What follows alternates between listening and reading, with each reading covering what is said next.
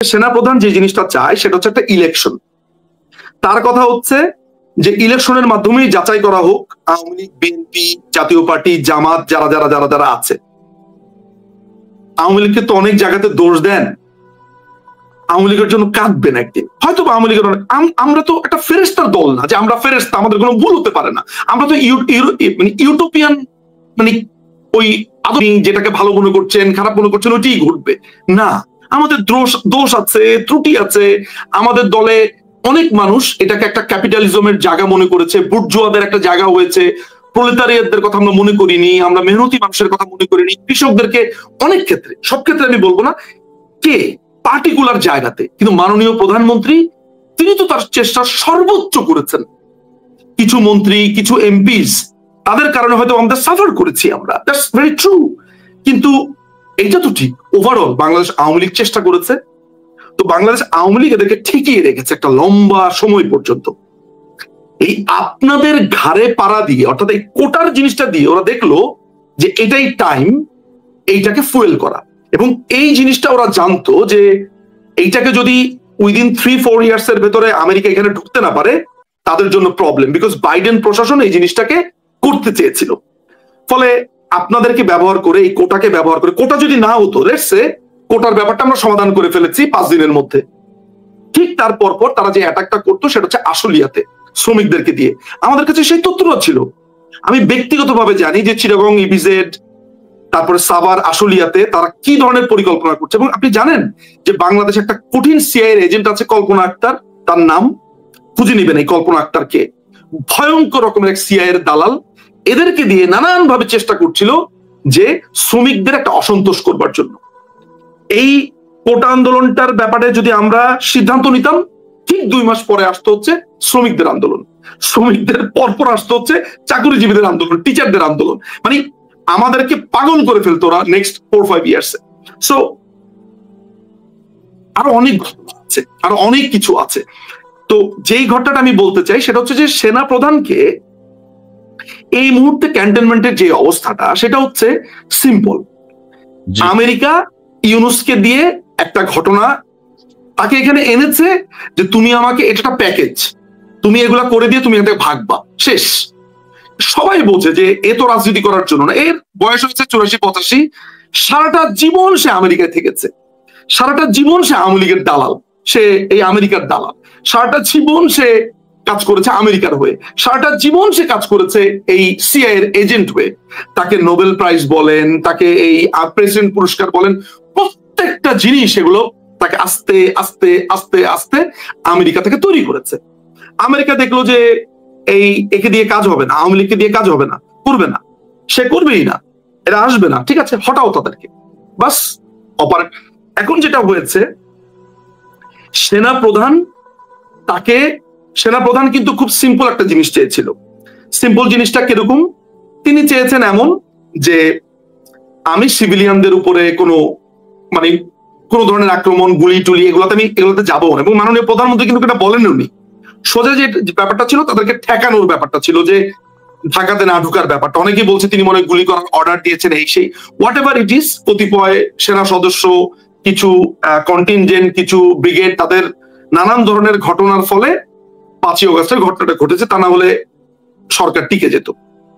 কিন্তু মুশকিলটা যেটা হয়েছে যে সেনাপ্রধান যে জিনিসটা চায় সেটা হচ্ছে একটা ইলেকশন। তার কথা হচ্ছে যে ইলেকশনের মাধ্যমেই যাচাই করা হোক আওয়ামী লীগ, বিএনপি, জাতীয় পার্টি, জামাত যারা যারা যারা যারা আছে। আমাদের যখন এই একটা অবস্থানে আমরা যাব, তখন আমেরিকার একটা প্রেসক্রিপশনের জায়গা হচ্ছে যে আওয়ামী লীগকে আসতে দেওয়া যাবে না, কারণ আওয়ামী লীগ ক্রমাগত ভাবে তার সমর্থন বাড়ছে। এবং একটা রিপোর্ট আছে যে ইলেকশন যদি হয়, গ্রামের মানুষ থেকে শুরু করে শহুরে মানুষের কথা বাদ দিলাম, একটা বড় ধরনের জাগরণ হবে। কারণ তারা যেই সাফারিংসটা দেখছে, তারা ভাবছে যে এই দেশটা তো শেষ হয়ে গেল। ঠিক তখনই সিদ্ধান্তটা আসলো যে আওয়ামী লীগকে নিষিদ্ধ করতে হবে। সেনাপ্রধান এইটাতে তার কমপ্লিটলি নো ছিল, যে এই ইলেকশনটা সবাইকে নিয়ে হতে হবে, ইউনুস এটা হতে দেবে না। তারপরে শাহাবুদ্দিন চুপ্পু সাহেবকে সরিয়ে দেওয়া হবে, সেটা সেনাপ্রধান মানবেন না। তার কথা হচ্ছে কেন সরবেন? সেনাপ্রধানকে নানান ভাবে প্রেসারাইজ করা হচ্ছে। মাঝখানে ফয়জুর নামে একটা লোক আছে, তাকে সে তাকে দিয়ে সেনাপ্রধানকে টপল করবার চেষ্টা করা হয়েছে। কামরুল হাসান নামে একটা লোক আছে, তাকে দিয়ে চেষ্টা, মানে নানান ভাবে একে চেষ্টা করা হয়েছে। এর মধ্যে এখন একটা প্ল্যান হয়েছে, সেনাপ্রধানকে উৎখাত করা হবে। সেনাপ্রধানকে উৎখাত করা হবে, উৎখাত করতে না পারলে তাকে অ্যাসাসিন করা হবে। আমাকে পরিষ্কার ভাবে আমার সোর্স গুলো এটা জানিয়েছে। তো আজকে আপনারা যে মিটিং দেখলেন, যা দেখলেন, এগুলো ভুলে যান। এখন দেখার বিষয় হচ্ছে আমেরিকা চেষ্টা করছে সেনাপ্রধান এবং ইউনুস এদের দুয়ের ভেতরে একটা মিউচুয়াল করে দিয়ে, ওদের তো টার্গেট হচ্ছে করিডোর, ওদের তো টার্গেট হচ্ছে চায়না, মায়ানমার এবং ভারতকে একটা অস্থিতিশীল জায়গাতে রাখা। ওর মধ্যে পাকিস্তান জায়গা করে নিয়েছে। পাকিস্তান যেহেতু আমেরিকা এখানে অপারেট করলেও কাজটা করিয়েছে একটা বড় ভাবে ছিল আইএসআই দিয়ে, আইএসআই এজেন্টদেরকে দিয়ে। সুতরাং এত লম্বা কাহিনী আমি এই 40-50 মিনিট আমার পক্ষে বলাটা বা গুছিয়ে বলাটা কঠিন। ফলে আপনাদের জন্য সামারি হচ্ছে যে সেনাপ্রধানকে অনেকটা বাধ্য করে ফেলছে যে একটা অ্যাকশনে যাওয়ার জন্য, কারণ এই দেশটা তো আলটিমেটলি বিক্রি করে দিচ্ছে। সেনাপ্রধান এখান থেকে সরানোর মানেই হচ্ছে টপ আপনার কিছু সিদ্ধান্ত নেবে, আপনি কিচ্ছু করতে পারবেন না। কালকে আপনি দেখেছেন যে প্রেস সচিব কি ঔদ্ধত্য নিয়ে বলছে আমাদের সবকিছু করার ম্যান্ডেট আছে। ও আপনাকে কেয়ার করছে, ও আপনাকে গুনছে 2 পয়সা দিয়ে? নো, ওর কথা হচ্ছে আমি যা ইচ্ছা তাই করবো। আস্ত দালাল। তো যেই ছেলেটি কোটার জন্য রাস্তায় নেমেছিল, সে যদি আজকে 5টা মিনিটের জন্য ভাবে তাই তো আমি তো কোটার জন্য এসেছিলাম, তাহলে আজকে আমার দেশের করিডোরটা কেন, আমার দেশের ডিপসিটা কেন দিয়ে দেওয়া হলো, আমার দেশের বন্দরটা কেন দিয়ে দেওয়া হলো, আওয়ামী লীগকে নিষিদ্ধ করা হলো কেন, একজন প্রকাশককে, একজন চলচ্চিত্র অভিনেত্রী, তাকে কেন গ্রেফতার করা হচ্ছে? ওর মাথা তো এই জিনিসগুলো ঘুরছে। আওয়ামী লীগের প্রতি ক্ষোভকে তারা এত চমৎকার ভাবে ক্যাশ করেছে যে অনেকেই হিতাহিত জ্ঞান শূন্য হয়েছে। সুতরাং যারা তরুণ, যারা আজকে এই প্রোগ্রামটা আপনারা বা তোমরা দেখলে, আমাকে ভালোবাসার দরকার নাই তো, আওয়ামী লীগকে ভালোবাসার দরকার নাই, দেশটাকে ভালোবাসো। যখন একজন মুক্তিযোদ্ধাকে অপমান করা হচ্ছে সেই জায়গায় প্রতিবাদ করো, বঙ্গবন্ধুকে যখন অপমান করা হচ্ছে সেই জায়গায় প্রতিবাদ করো। তুমি যে সুস্থ মানুষটা আছে, তুমি কি ম্যান্ডেট দিয়েছিলে 32 ভাঙার? তুমি একটু আজকে রিমাইন্ড করে দেখো তো 32 ভাঙার সময় কারা ছিল? এই ইনকিলাব মঞ্চ কারা, জামাতিরা কারা, এই বিহারি ক্যাম্প থেকে আসা কারা? তুমি যে ছেলেটি একটা ভদ্র ফ্যামিলি থেকে এসেছো, তুমি কি গিয়েছিলে 32 নম্বরের ওই রাতে? নিজেকে প্রশ্ন করো। আচ্ছা নিজুম ভাই, আমি আপনাকে আরেকটা কথা বলি, জনগণ একটা সূত্র মিলাতে চায়, সেটা হচ্ছে আমেরিকান যে সোলজাররা এসছে বা 3-4 জন অ্যাটাচের সাথে কথা হলো, সেনাপ্রধানের কথা, দরবার আজকে হয়নি, প্রধান উপদেষ্টার, নিরাপত্তা উপদেষ্টার সাথে কথা, সে আমাদের সামরিক বাহিনীর ঊর্ধ্বতন কর্মকর্তাদের সাথে কথা, এই বিষয়টা একটু যদি মিলিয়ে দেন যে কেন কি হতে যাচ্ছে আগামীকাল, সে দরবার হবে কিনা, এটা 3-4 মিনিট একটু সংক্ষেপে যদি সুন্দর করে বলেন। দেখেন, এটা একটা রেগুলার দরবার। সেনাবাহিনীর একটা ব্যাপার আমি আপনাকে বলতে পারি, সেটা হচ্ছে যে সেনাবাহিনীর most of the lieutenant general বা generals, 2 star, 1 star, 2 star, 3 star, প্রত্যেকে মোস্ট অফ দ্য জেনারেলস সেনাপ্রধানের সাথে আছে একদম, এবং খুবই ডিটারমাইন্ড। ওই জায়গাতে তো আওয়ামী পন্থী, বিএনপি পন্থী অনেকেই আছে, সচিব নিয়ে আলোচনাতে যাচ্ছি না।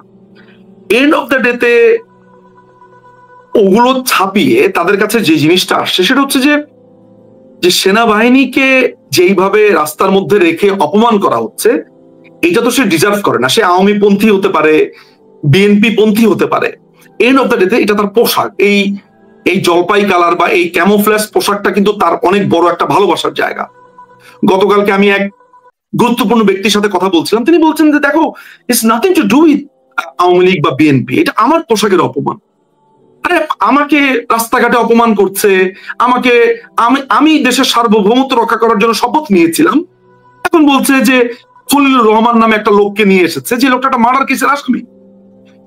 আপনি একটু চিন্তা করে দেখেন তো, এই লোকটার নাম হচ্ছে রজার রহমান, সে আমেরিকা থেকে রজার রহমান হিসেবে পাসপোর্ট করেছে, বাংলাদেশে এসেছে আরেকটা পাসপোর্ট করেছে খলিলুর রহমান, 2 নামে সে চলছে।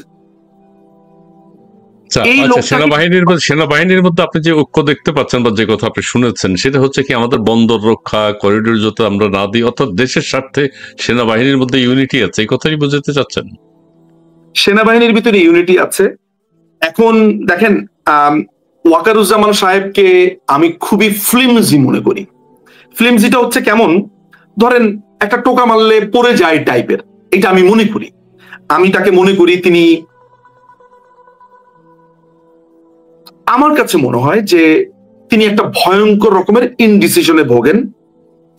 আমি মনে করি যে তিনি খুব বেশি সাহসী তার জায়গাতে হওয়ার উচিত, সেটা তিনি নন। খুবই কম্প্রোমাইজিং ক্যারেক্টার, খুবই। ইয়েস, এটাকে তিনি ব্যক্তিগত ভাষাতে তিনি এটাকে শান্তিপ্রিয় বলেন, কিন্তু আমি যেই জায়গাটাকে দেখি আর কি, সেটা হচ্ছে যে সেনাপ্রধান is not happy at all. তিনি পরিষ্কার করে বলে দিয়েছেন, I don't want that, I want a election. এটা বিএনপি আসুক, জামাত আসুক, আওয়ামী লীগ আসুক, জাতীয় পার্টি আসুক, ডাজন্ট রিয়েলি ম্যাটার। ম্যাটারটা হচ্ছে আমি একটা ইলেকশন চাই, এন্ড এটা কুইকলি চাই। You are nobody, you don't have any mandate here. তুমি একটা ঘটনার প্রেক্ষিতে এসছো, get out of this site. Okay. So, good. ইউনুসের কথা হচ্ছে he needs time, কারণ তাকে এই যে বন্দর সময় লাগবে। সো এই হচ্ছে টাগ অফ দ্য লাইন, ওয়ারের জায়গাটা। নাও দেখার বিষয় হচ্ছে যে সেনাবাহিনী যদি ধরেন ক্ষমতায় আসে, তাতে আমার কি লাভ? আমি কি ক্ষমতায় চলে আসবো? তা তো না। কিন্তু আমার কথা হচ্ছে যে আমি আওয়ামী লীগ কিচ্ছু না যদি বাংলাদেশ না থাকে, আমার দেশ যদি না থাকে, তাহলে আমি আওয়ামী লীগ কিচ্ছু না। আমার নেত্রী, আমার নেতা এই লড়াইটাই করেছেন, আজকে এই সিচুয়েশনটাই হচ্ছে দেশকে বাঁচানোর জন্য লড়াই।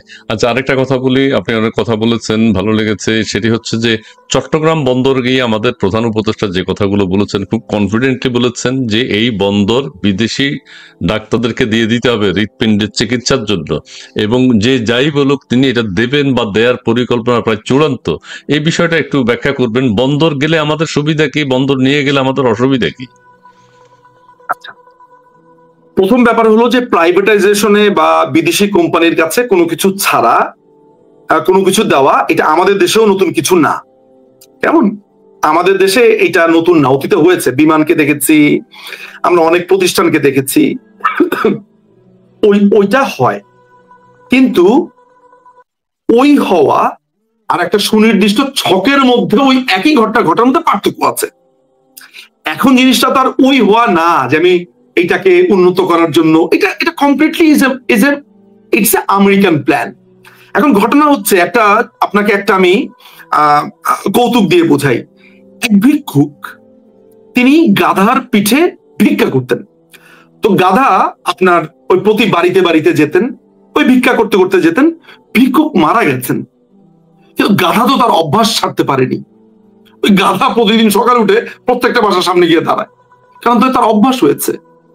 ও 1983 সাল থেকে ওই ভিক্ষা নিতে নিতে গ্রামীণ ব্যাংকের কথা বলে এর থেকে ভিক্ষা, তার থেকে ভিক্ষা, তারপর তার নিজের এনজিও, নানান ভাবে সে ভিক্ষা নিয়েছে, নানান ভাবে ওই আমেরিকার টাকাতে সে চলেছে, আমেরিকা যা বলেছে তা করেছে। ও যখন ঘটনাচক্রে ক্ষমতার অংশীদার হলো বা ক্ষমতার জায়গাতে গেল, সে মনে করেছে যে সে তো একটা প্ল্যানের অংশ হিসেবে, ফলে তার ওই অভ্যাসটা যায়নি। তার কাছে তো বাংলাদেশ কোনো ঘটনা না। আপনি তাকে কোনোদিন সাভার স্মৃতিসৌধে দেখেছেন এই 5 তারিখের আগে? শহীদ মিনারে দেখেছেন? কোনোদিন প্রভাত ফেরিতে দেখেছেন? কোনোদিন তাকে বাংলাদেশের জাতীয় কোনো দুর্যোগে দেখা যায়নি, জাতীয় ঘটনাতে দেখা যায়নি। ওর তো কোনো দায়বদ্ধতা নেই। তার ফ্রান্সে তার $2.5 বিলিয়ন তার বিনিয়োগ, হাজার হাজার কোটি টাকা তার। বাংলার মানুষ এগুলো জানবে। এখন কথা হচ্ছে যে এই যে বন্দরটা দিয়ে দিতে চাচ্ছে, সে বলছে যে এটা একটা হৃৎপিণ্ড, এটাকে যদি আমি বিদেশি কোম্পানির কাছে দিয়ে দেই, এটার জন্য টেন্ডার কোথায়? এটা অতীতে যখন দেওয়া হয়েছে টেন্ডার সাবমিট করা হয়েছে, টেন্ডার কই? এটার জন্য আমরা কি কোটেশন, আমাদের যারা এটাকে করবে তারা কেন শ্রেষ্ঠ, এটা বাংলাদেশের মানুষ কিভাবে জানবে? এটার জন্য কোনো ওপেন প্ল্যাটফর্মে ঘোষণা দেওয়া হয়েছে? এই ডিপি ওয়ার্ল্ড কারা, তারা কিভাবে আমাদেরকে সার্ভিস দিবে, তারা যে আমাদের লোকাল লোকদেরকে এমপ্লয় করবে, কিভাবে এমপ্লয় করবে, তাদেরকে ট্রেনিং কিভাবে দেবে, ট্রেনিং দেওয়ার পদ্ধতি কি, তারা আমাদের কন্টেনারকে কিভাবে ডিল করবে, তারা আমাদের দেশকে লভ্যাংশ কত দেবে, কত নিবে, তাদের সাথে কি ডিল হয়েছে, তারা আমাদের এটার ম্যানেজমেন্ট পরিকল্পনাটা কি, এটা কাকে জানিয়েছে, এটা কোন বিডের মাধ্যমে হয়েছে, তার থেকেও তো ভালো আছে পৃথিবীতে। না না, ডিপি ওয়ার্ল্ডের থেকে তো পৃথিবীতে আরো ভালো আছে। তার কোটেশন কি, বাংলাদেশের কোন কর্পোরেশন বা প্রাইভেট প্রতিষ্ঠানের কি ওরকম সক্ষমতা আছে সেটা কি আমরা জানি? বা এখানে কারা রিক্রুটেড হবে, কত টাকা বিনিয়োগ হবে, কিভাবে হবে, আমি কিচ্ছু জানি না।